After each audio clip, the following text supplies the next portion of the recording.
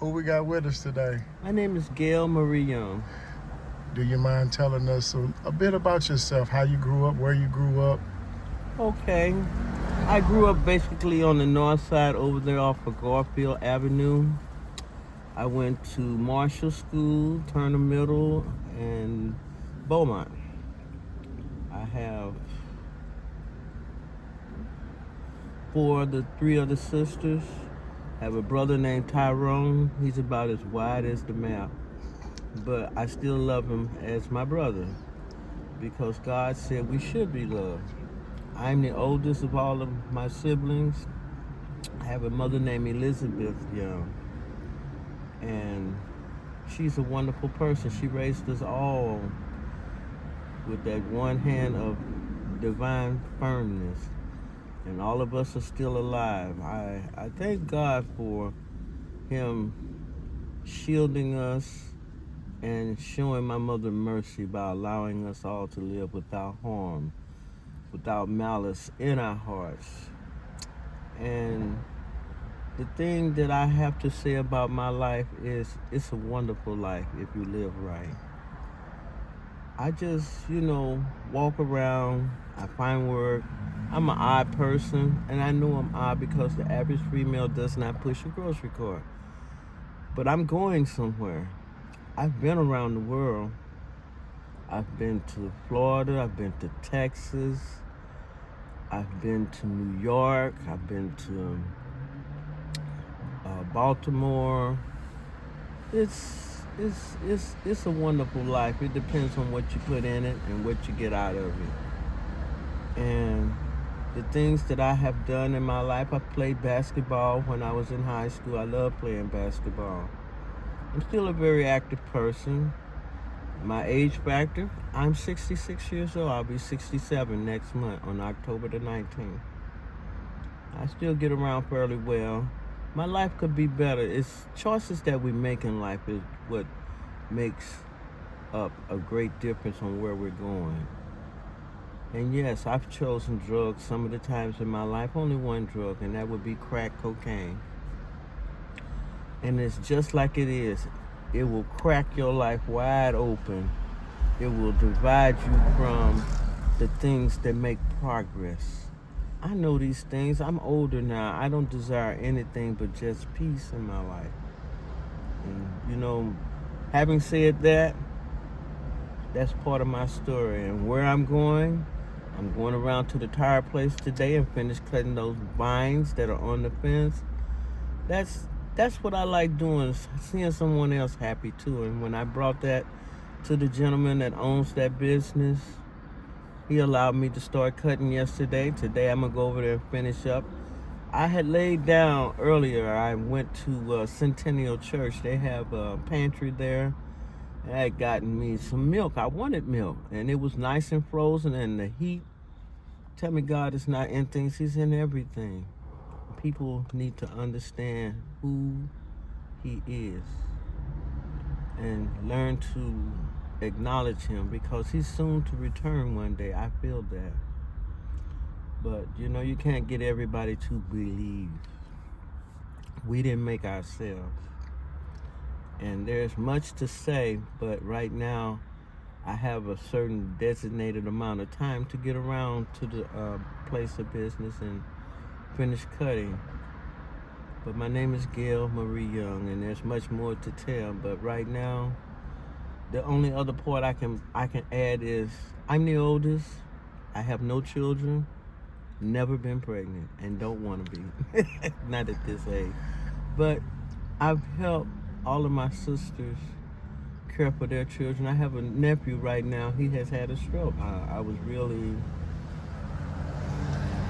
amazed that he had a stroke, and I haven't talked to him yet, but I want to add to my story the fact that I went to the pantry.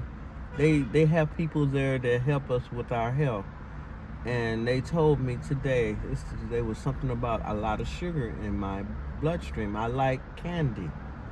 That's why I don't have many teeth.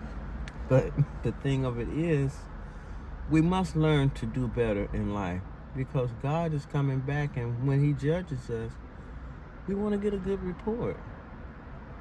And that's my story. Miss Gail, if I could ask you, if you could turn back the hands of time on your life, what would you say to a young Miss Gail, knowing what you know today, if you could go back and talk to a younger Miss Gail? I would tell her, follow your dreams. Do what you know pleases God more. I've done some, but not enough.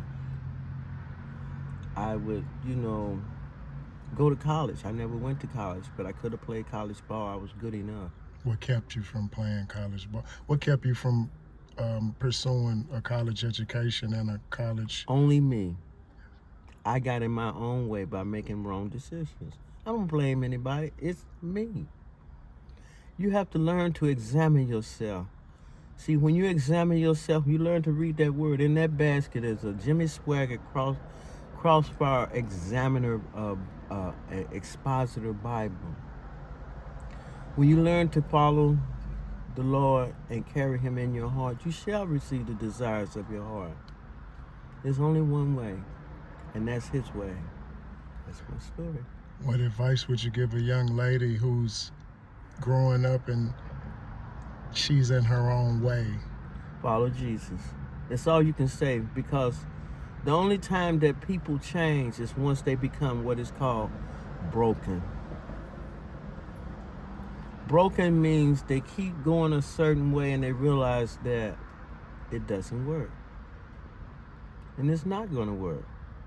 Because when God is in it, he says no. He'll allow you to do what you want to do. But sometimes we sit on the curb somewhere just crying our eyes out, or just sitting there holding our hands to our head and wondering why it doesn't work. Because God is not in it. And a lot of times people end up much further than on the side of a sidewalk. They perish, or they end up in jail, or become a prisoner of somebody else's desires. And God doesn't intend that for us. We're supposed to be doing his work. And unfortunately, there's not enough of us doing his work.